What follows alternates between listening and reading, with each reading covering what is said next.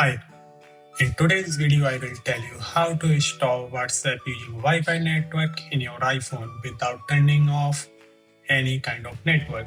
For this, I have two devices, left side my iPhone and right side I open web WhatsApp of my mother WhatsApp. I sent message where are you and it's perfectly delivered to my iPhone as you can see, and if I want to reply from my iPhone, hi mom, perfectly it's delivered. I'm in my right hand side device and I also able to send a message in my iPhone. To stop this, as you can see right in the bottom corner settings and go inside the storage and data and you will see proxy option. Tap on it and there is 5-digit proxy I have been putted here before.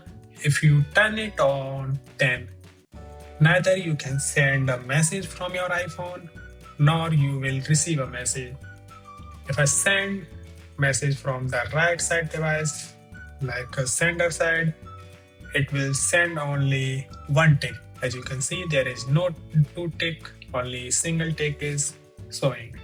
If I try to send from my iPhone, this will also send hi mom but not deliver to the receiver side, and it will continuously show connecting. You can put any random number but following by the same pattern using here. It will take a few seconds and it will try to connect but it will get failed.